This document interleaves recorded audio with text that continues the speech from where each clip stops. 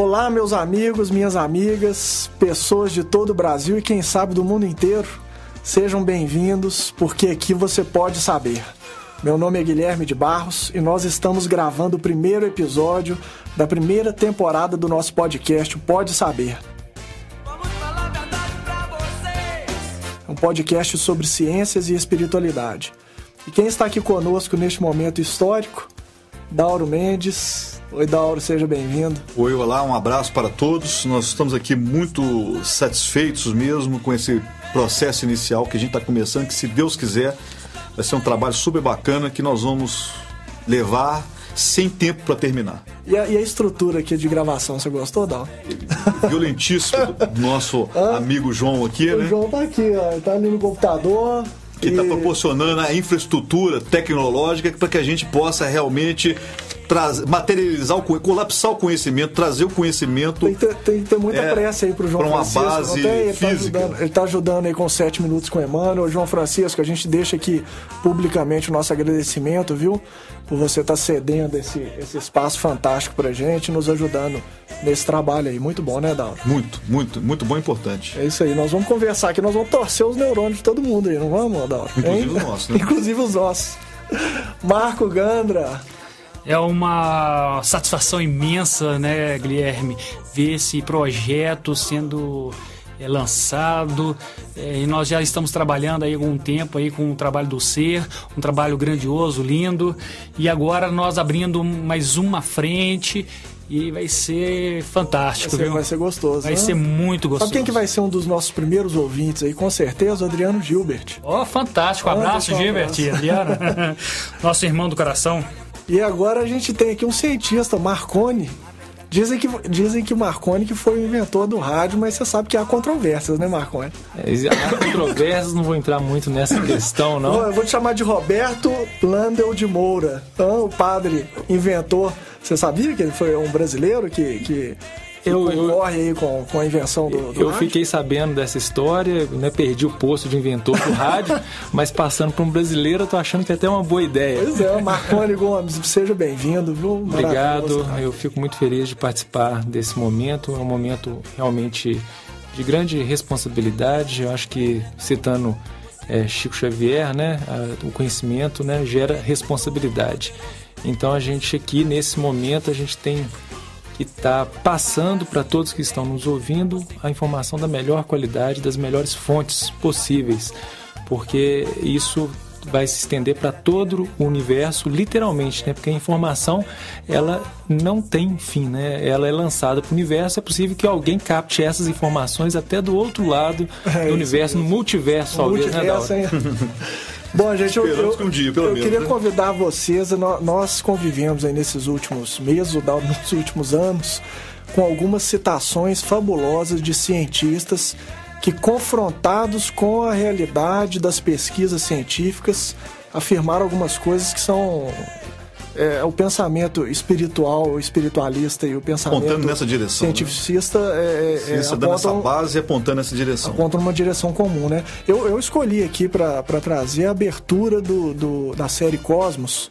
Se não me engano, foi no primeiro episódio. Eu vou ver até com o João Francisco aí se a gente consegue colocar a fala original do ator que dublou o Carl Sagan. Mas ele fala assim no início do episódio de Cosmos. Acho que lá da década de 70, não é, Daura? 70. Cosmos, Final 70 para o Cosmo começa 80, né? Pois é, você sabe que foi o meu primeiro contato com alguma coisa de ciência e tudo foi através da série Cosmos, foi muito importante para mim. Influenciou muita gente no mundo inteiro. Muita gente. Olha o que ele fala.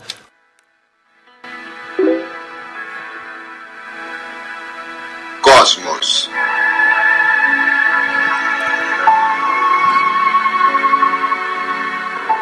De Carl Sagan.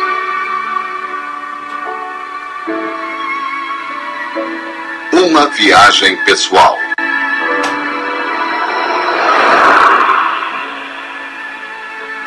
Distribuição Sinapse. Os limites do oceano cósmico.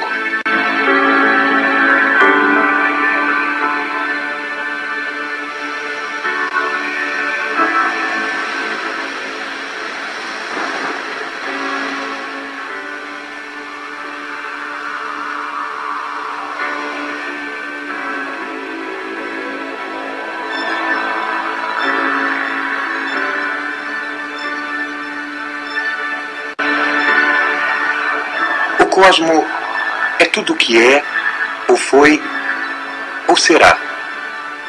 A nossa contemplação do cosmo mexe conosco. Dá um calafrio na espinha, um bolo na voz, uma sensação de desmaio, como uma lembrança distante de cair de uma grande altura. Sabemos que estamos abordando o maior de todos os mistérios.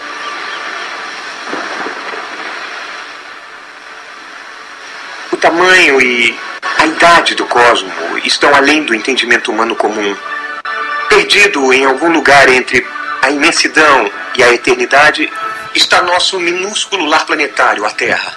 Pela primeira vez temos o poder de decidir o destino de nosso planeta e de nós mesmos. É um momento de grande perigo, mas a nossa espécie é jovem, curiosa e corajosa e demonstra muito potencial. Nos últimos milênios, nós fizemos as descobertas mais surpreendentes e inesperadas sobre o cosmo e sobre nosso lugar nele. Eu acredito que nosso futuro depende e muito de entendermos bem este cosmo no qual flutuamos como um grão de poeira no céu matinal.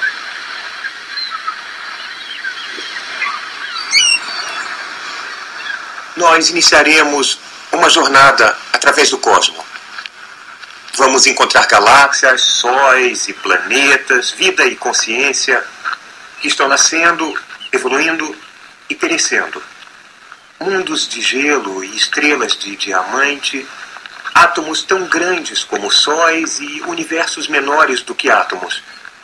Mas também é uma história do nosso planeta e das plantas e animais com quem o dividimos, e é uma história sobre nós, como alcançamos o nosso entendimento atual do cosmo, como o cosmo formatou nossa evolução e nossa cultura, e sobre qual pode ser nosso destino.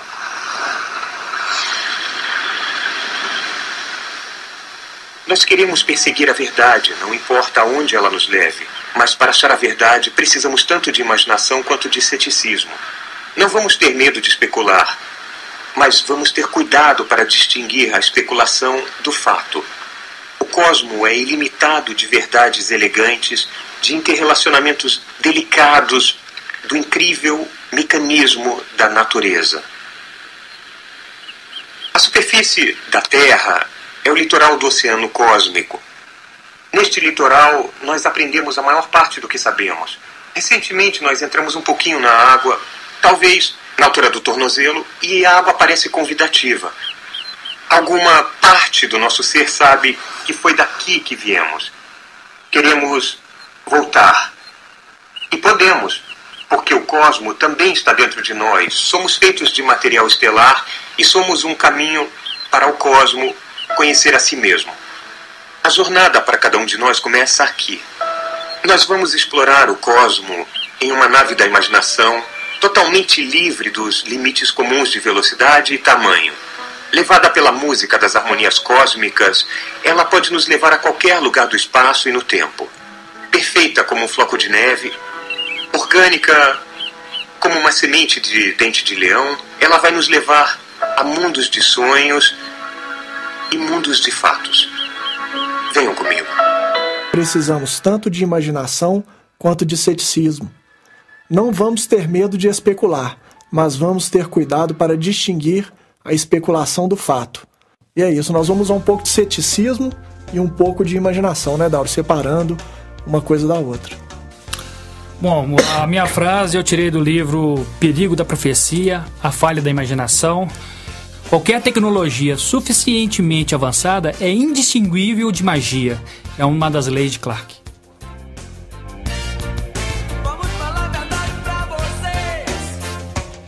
É muito difícil falar de frases, que são tantas frases importantíssimas de alto significado e importância para isso que a gente está buscando compreender, fundamentar, né? Porque a gente está...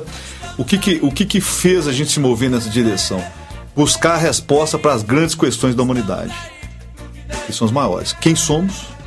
De onde viemos? Para onde vamos depois da morte? E por que e para que existimos? Então, essas são as grandes questões da humanidade. E para se debruçar sobre elas, para poder levantar e ir na direção delas, a gente tem que ter a ambição de usar as melhores ferramentas que a humanidade já produziu através do conhecimento. Ciência, filosofia e religião. Então tem muitas frases e descobertas e conclusões, entendimentos importantíssimos desses grandes pensadores na ciência, na filosofia e na religião, que produziram frases importantíssimas. Então para nós é muito difícil escolher uma. Você sabe que você acabou de ganhar a possibilidade de ler 3 citações. Eu sei que você tem muitas, né? Bônus, o Dauro só tá com um caderno aqui com 50 páginas de citações. É muito difícil. Então vamos lá, né? Mas eu vou falar de uma que na década de 80, quando eu já estava andando nessa busca, nesse processo. Esse barulho que vocês estão ouvindo no fundo aí das páginas virando, o Dauro tá consultando aqui o calhamaço de citações dele. Pergaminho. Os pergaminhos, ele tá desenrolando os pergaminhos. Pergaminhos do Mar Morto. Essa frase eu vi na década de 80 num jornal, e desde essa época, quer dizer, já são 30 e tantos anos, né? Eu guardo isso e acho espetacular essa frase. Eu acho que ela me impactou muito na época e até hoje me impacta, que é de um astrofísico, astrônomo, chamado Robert Jastrow, que ele é da NASA, um dos mais importantes, um dos grandes astrônomos da NASA, né? Agência Espacial Americana, né? E ele fala assim, aspas, para o cientista que vive pela sua fé no poder da razão, a história termina como um pesadelo. Ele escalou as montanhas da ignorância, está a ponto de conquistar o pico mais alto. À medida que ele chega à rocha final, ele é cumprimentado por um bando de teólogos que estavam sentados lá há séculos. O que significa isso? É a ciência chegando onde a religião com R maiúsculo já enxergava, já estava há muito tempo. Agora a ciência subindo através da montanha, né, do conhecimento. Ao subir essa montanha com fundamentação, ela está vindo confirmar, né, o que esses grandes teólogos, religiosos, espiritualistas, com substância, com fundamentação, com, né, esses grandes pensadores nessa área, já enxergavam e já falavam para a gente, né? Como também através da revelação, né?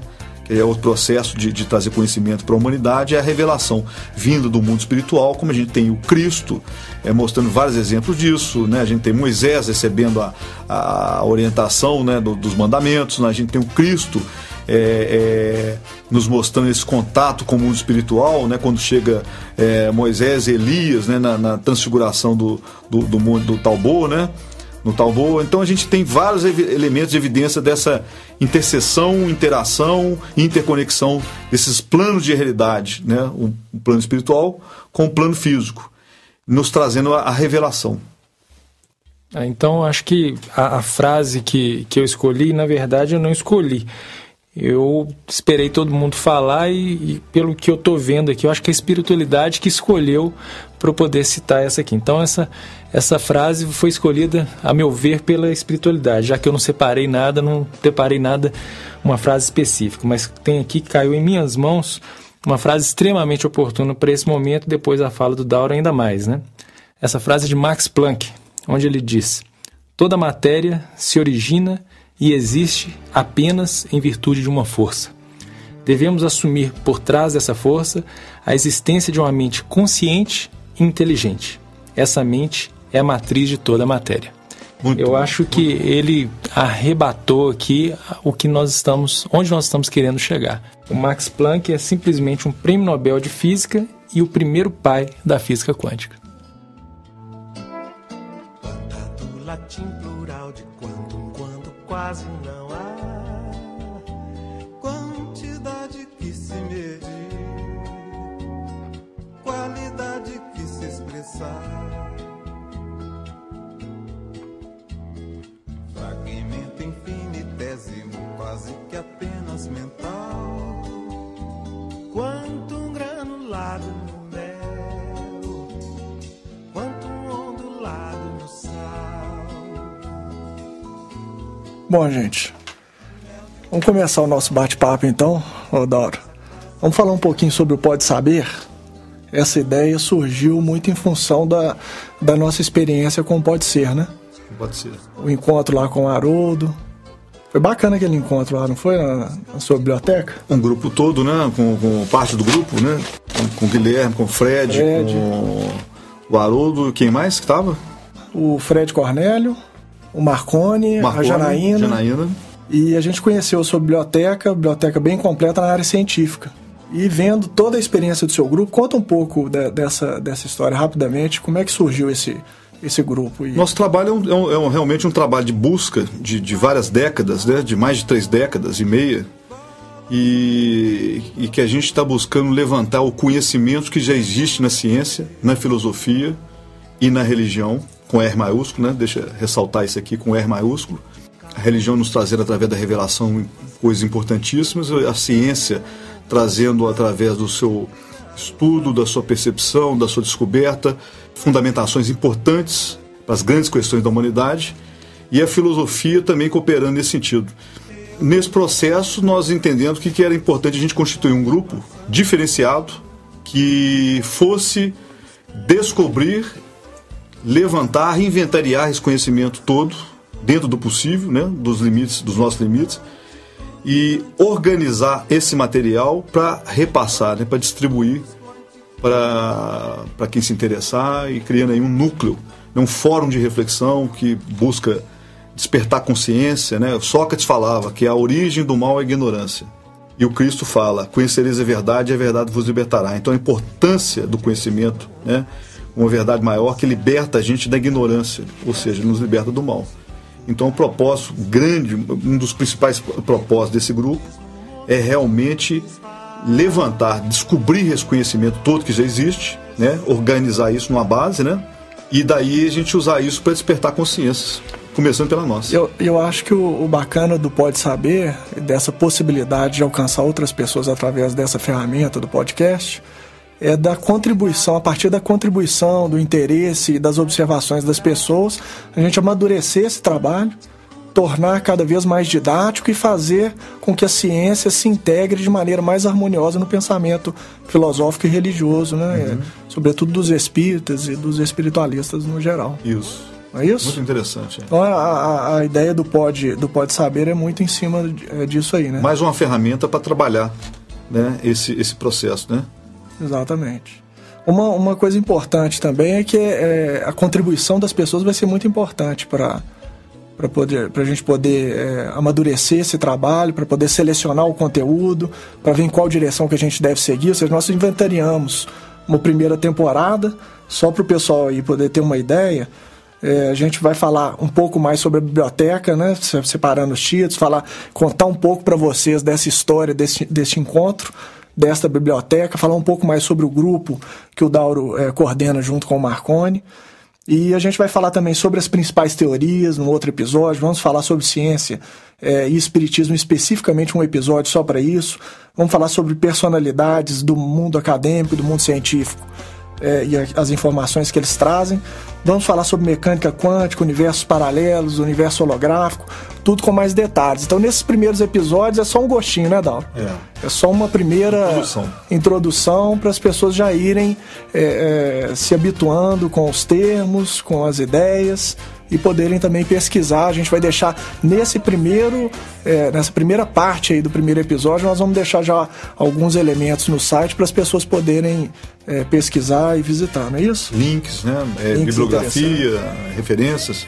E os links que vocês mandarem aí, vocês que estão ouvindo, que vocês acharem que são pertinentes para esse tema que nós vamos abordar hoje, o que vocês mandarem nós podemos incorporar na página. Se um dia a gente vier a ter uma página desse material, a gente espera que em breve a gente possa ter um blog ou alguma coisa do tipo para poder postar esse material online.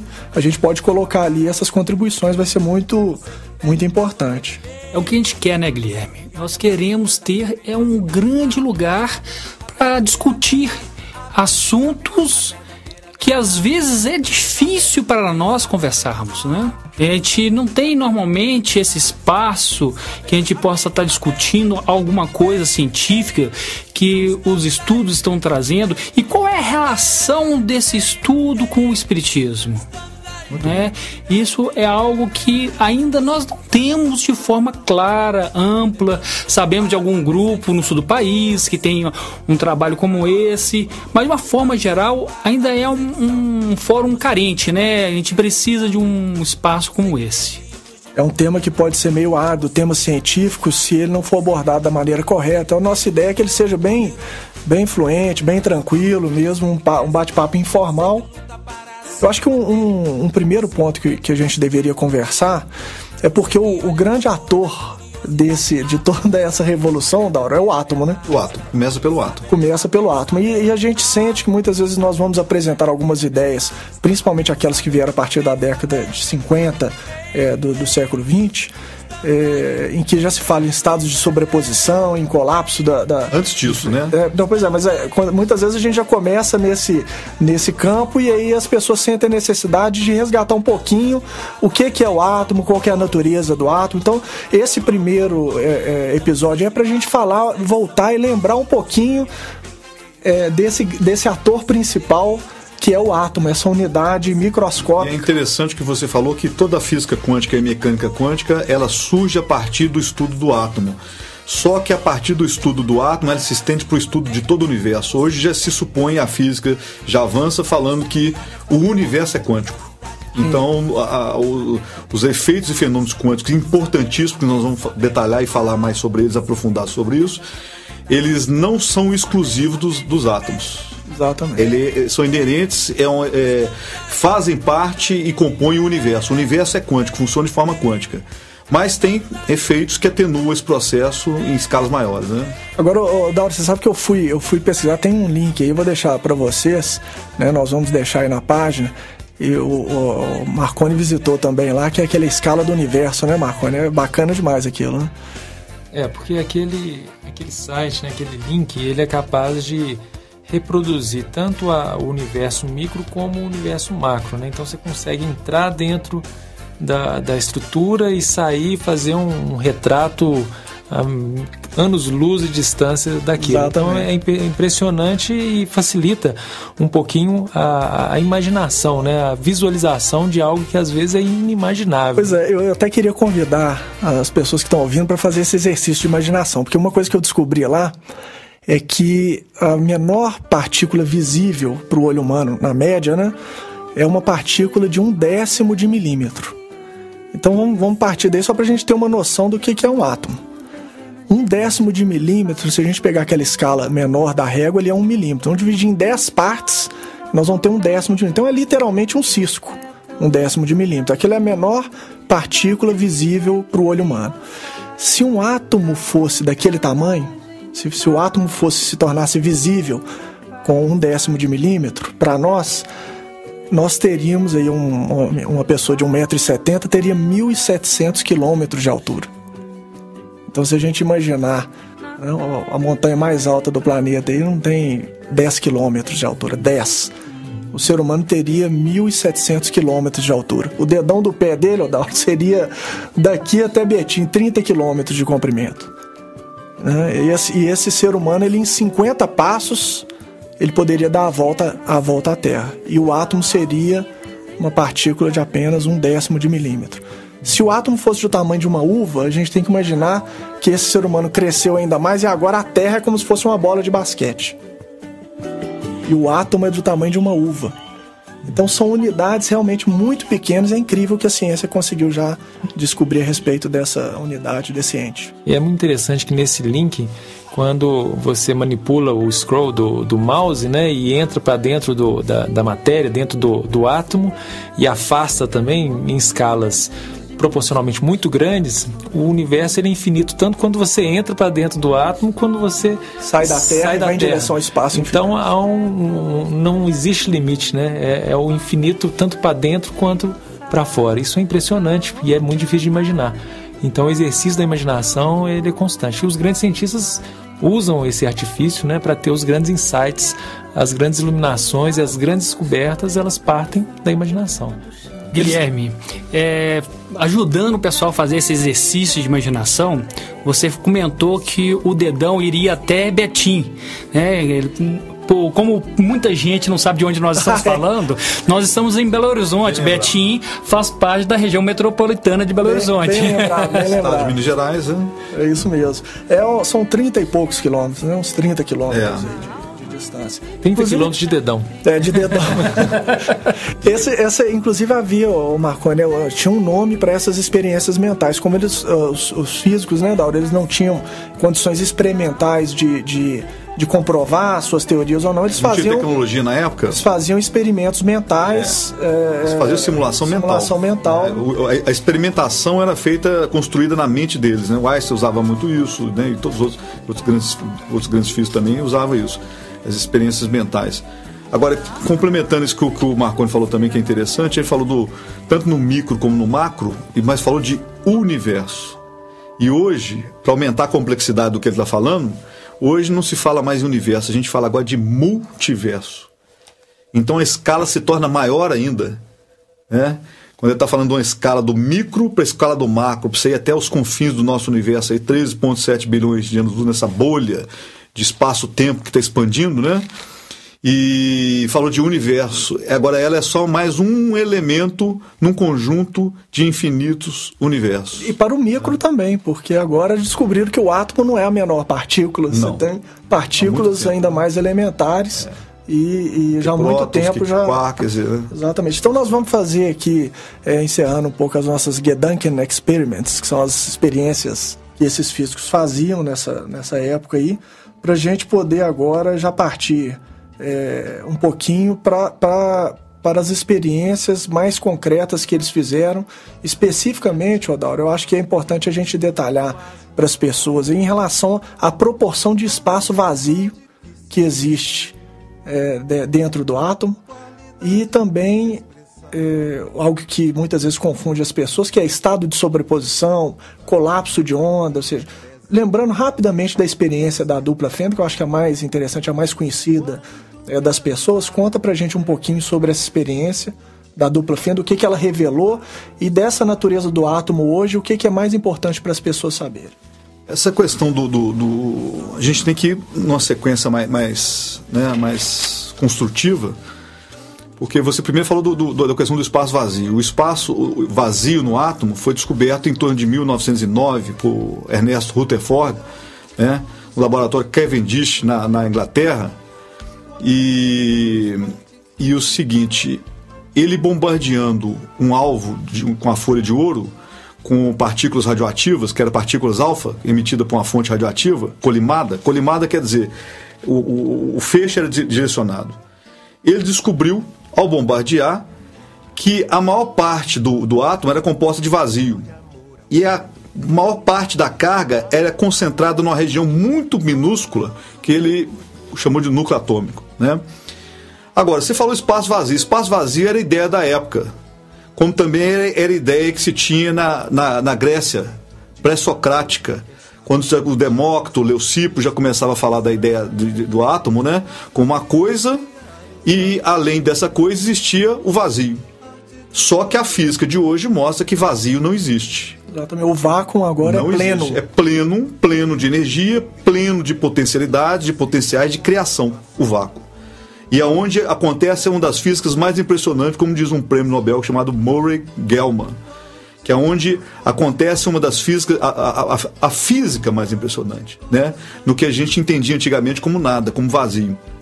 Então, a maior parte do átomo é constituída, entre aspas, desse vazio, né? Desse vazio. E isso é muito interessante. Daí evolui depois para a mecânica quântica, que a gente tem que ir com calma nessa introdução, né? Para entrar na física quântica e depois a mecânica quântica, chegar na mecânica quântica. E como o Guilherme pediu para falar de uma experiência que chama de dupla Fendel, uma experiência famosa na mecânica quântica, mas começar, por exemplo, sobre o modelo, por exemplo, de Rutherford, que era caracterizado isso por espaço vazio, elétrons girando em torno de um núcleo central minúsculo, né?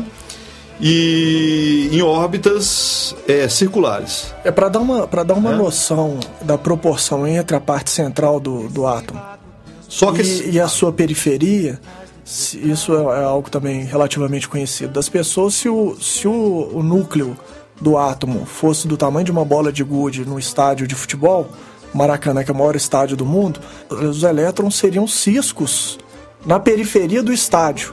Arquibancada, exatamente. Na arquibancada, girando a uma velocidade próxima da luz, ou seja, uma velocidade incrível, gerando isso de uma maneira bem simplista, gerando a noção de materialidade que nós estamos, que na verdade é velocidade, partículas em alta velocidade, como as pás de um ventilador, de uma maneira bem simplista, não é, Dal? Ou seja, as pás do ventilador girando, a gente joga uma bolinha de papel e ele ricocheteia. Que parece que elas estão em todos os lugares ao mesmo tempo. Parece que estão em todos os lugares ao mesmo tempo.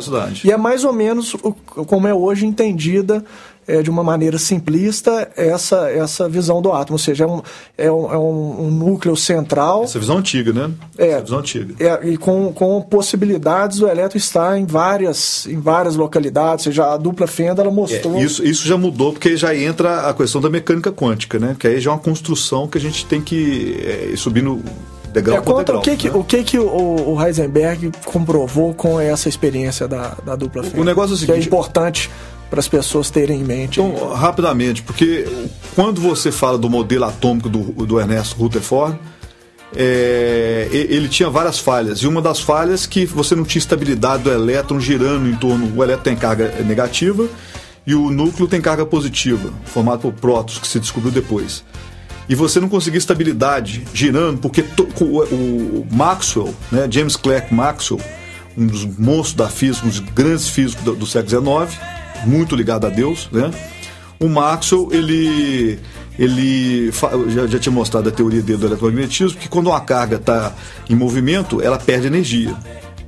Ao perder energia, o elétron cairia no núcleo, colapsaria para o núcleo. Então esse modelo não funcionava. Aí entra Bohr, Niels Bohr, né? Niels Bohr entra com a sua ideia do seu modelo atômico e mostra que o elétron, quando ele está em órbita em todo o núcleo, ele está em determinados níveis específicos de energia, então ele fica estável em energia, ele não perde, ele não cai em direção ao núcleo, porque ele não irradia, ele não perde energia quando ele está nesse nível de energia em torno do átomo. E quando ele muda desse nível de energia, ou ele absorve, ou ele emite. Para ele mudar, ele tem que absorver energia, ele pula para outro nível. Ou, voltando para níveis inferiores de energia, ele tem que emitir fótons, né, que são pacotes de energia, né, e aí ele volta de novo para o orbital, para o nível de energia anterior. E aí você falou de pacotes, que é exatamente a definição de quantum, né, que são pacotes de energia. E é por isso daí que vem o termo quântico. Quântico, E isso seria depois a gente interessante de construir com calma que aí você vai puxar muita coisa. Aí a gente sai dessa primeira introdução, que vai puxar muita coisa pra gente. Isso a gente tem que... porque se a gente já for entrar de cara na dupla fenda, que antes a gente tem que passar pela questão do salto quântico, que é feito, né, dentro no átomo, né, que o Niels Bohr descobriu, que isso é feito de forma instantânea. Você pula de uma região do átomo para outra sem atravessar uma região de espaço, ou seja, é proibido você atravessar essa faixa de realidade do nosso universo. Então o que acontece com o elétron? Ele tem que sumir do nosso universo e reaparecer em outro ponto do átomo instantaneamente. O que já começa nosso primeiro questionamento: se espaço é real. O que é o espaço? Isso que já começou a fundir a cabeça. Por isso que nós temos que ir com calma, porque... Isso vai ficar para o segundo episódio. Vamos seguir a coisa aqui, que é interessante. Você vai puxar para a gente construir essa estrada de fundamentação, a história degrau por degrau, bem conduzida, bem contada, para a gente não julgar coisas no ar, né? Cair de paraquedas. Então a gente numa sequência interessante. É uma grande viagem que a gente vai fazer passo a passo, né?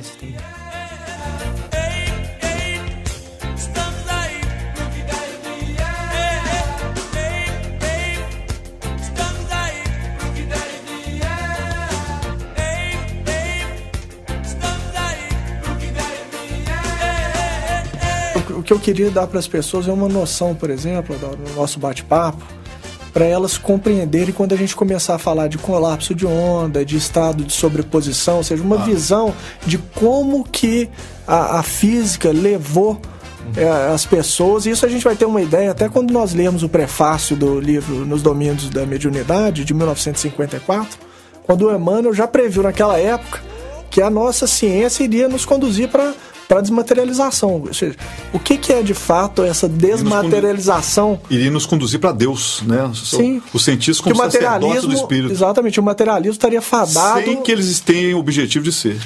Pois é. No momento. E em que ponto que as coisas começaram assim, na sua opinião, a migrar para essa desmaterialização mesmo? Que a matéria começou a perder aquela substância tão concreta que antes se atribuía a ela. Isso, a matéria começou a deixar de ser matéria já quando Einstein já colocou em 1905 na teoria da relatividade restrita que energia era equivalente à massa vezes a velocidade da luz ao quadrado, ou seja, energia era equivalente à matéria. Então, a energia e matéria são apresentações diferentes de uma coisa que o próprio Heisenberg chama de energia. Werner Heisenberg, prêmio Nobel de Física e um dos pais da mecânica quântica. E aí já começa a desmaterialização da matéria, no conceito de matéria que vinha desde Newton, um corpo sólido, aliás, vinha desde a Grécia Antiga, né, e desde das primeiras ideias do átomo, com Dalton, John Dalton, né, aquela coisa da matéria, e principalmente Newton, né, a influência newtoniana, mecanicista, né, que a matéria seria no seu processo mais elementar, no seu estado mais elementar, seria um corpo sólido, indivisível, impenetrável, né, ocupando uma região do espaço, e bem definido, né? Então seria esse o conceito de matéria.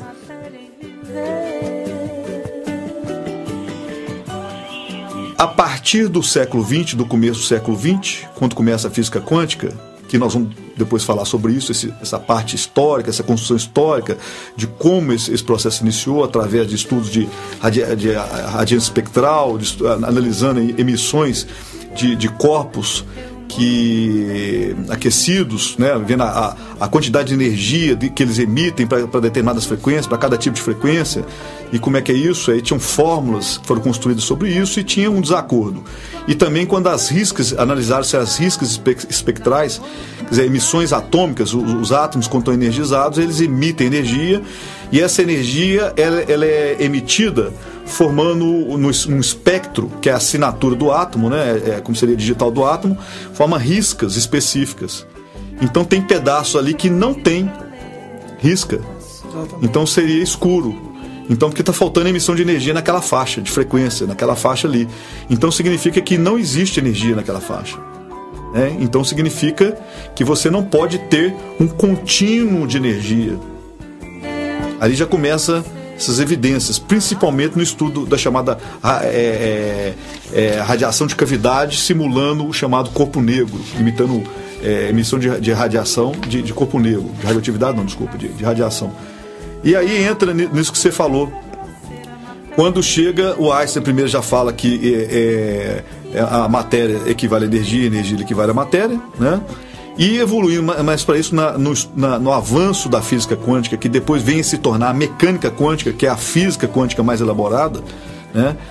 Ela se começa uma experiência em 1927, antes com Louis de Broglie, né, um físico importante, prêmio Nobel, e um dos que introduziu a mecânica ondulatória, já ele suspeitando que, como Einstein falou, que a luz era um fóton, eram quantizações de energia, pacotes de energia que simulavam, tinham comportamento também de partícula, né? Era tanto onda como também tinha comportamento de partícula, que eram, né, quântons de energia que ele chamou de fóton. E o Louis de Broglie falou, então, por que não a matéria também ser onda, né?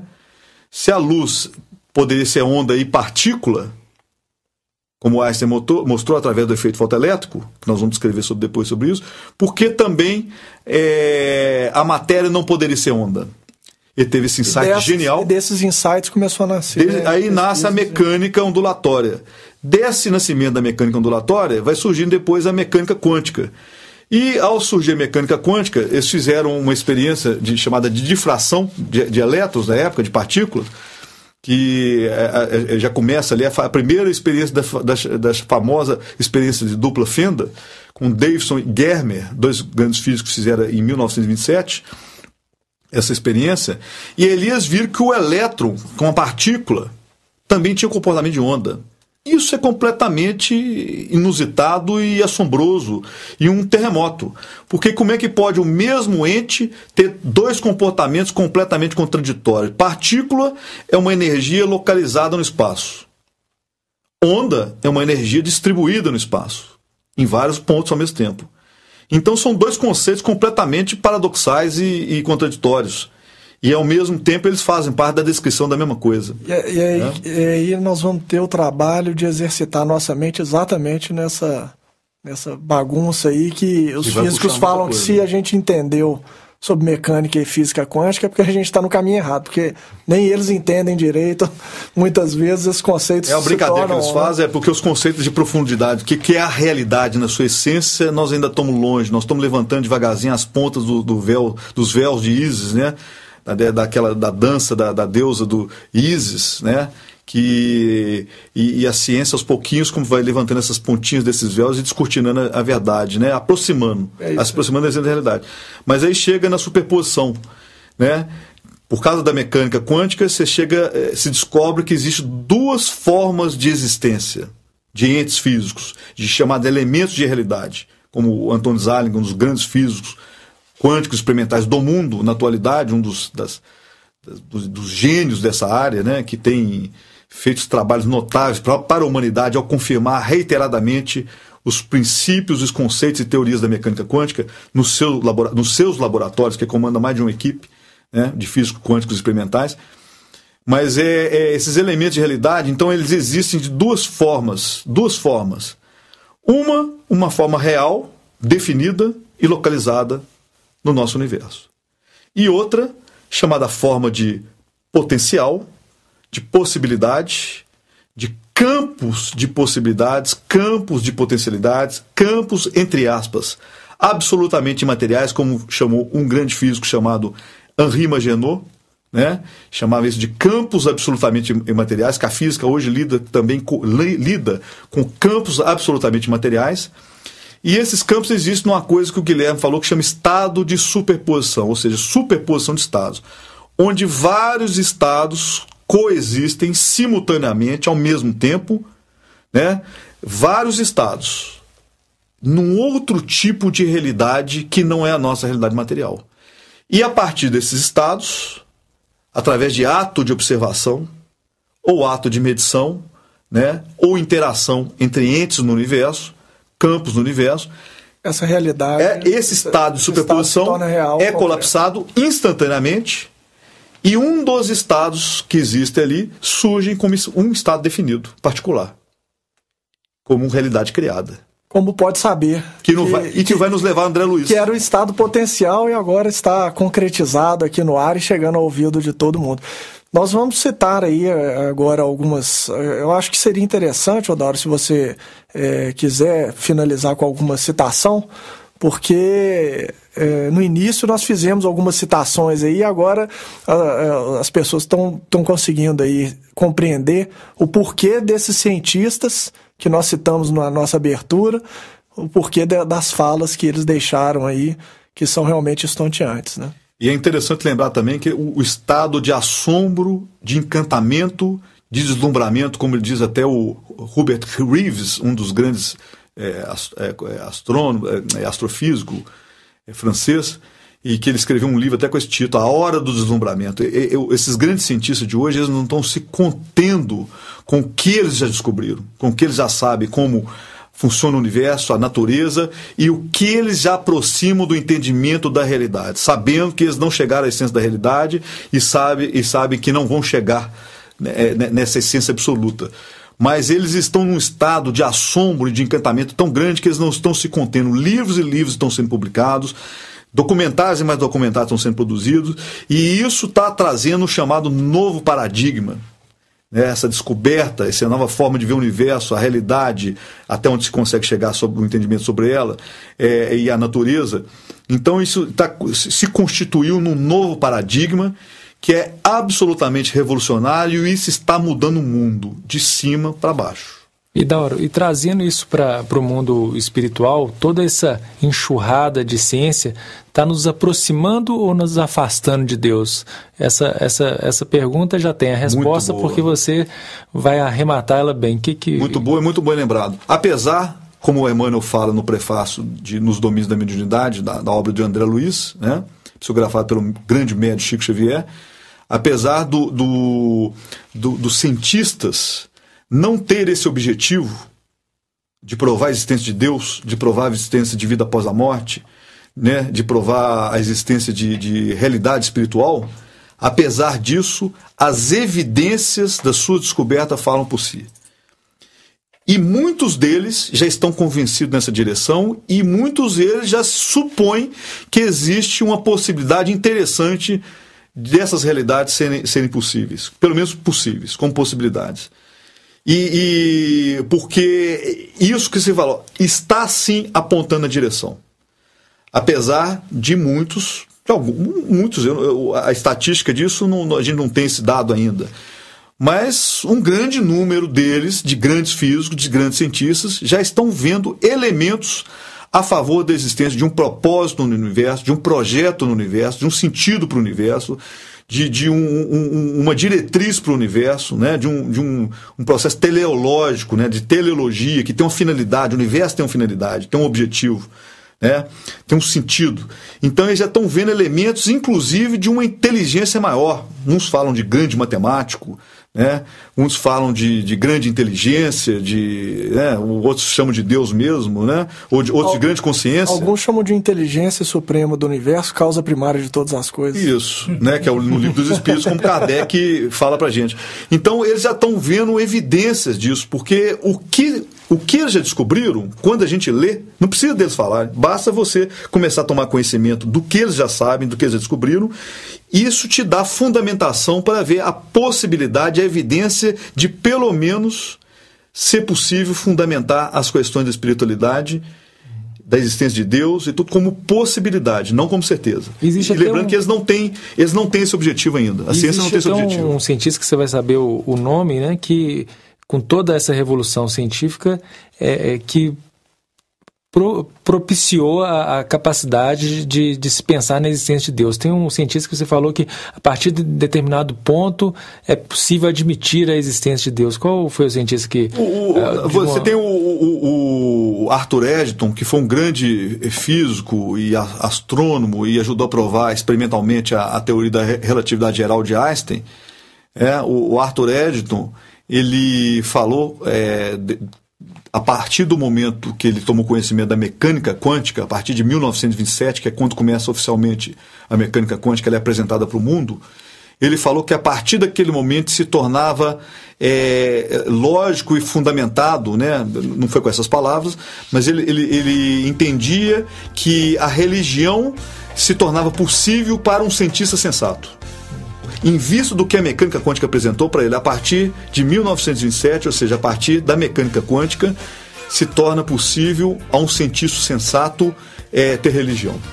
É isso aí, gente. Nós vamos ter que encerrar agora esse episódio aí. Marco? Eu gostaria de fazer uma exemplificação breve do que aconteceu ontem no meu culto do lar. Eu achei muito interessante. É que no culto do lar nós abrimos uma região do livro que falou do fluido cósmico universal. Muito interessante. E naquele momento, o meu enteado, o Heitor, que está fazendo o 2º grau, começou a questionar.